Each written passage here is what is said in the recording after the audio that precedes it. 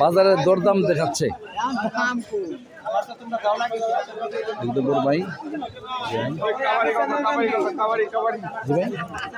চ্যানেলের নাম সেল বাজার জি জি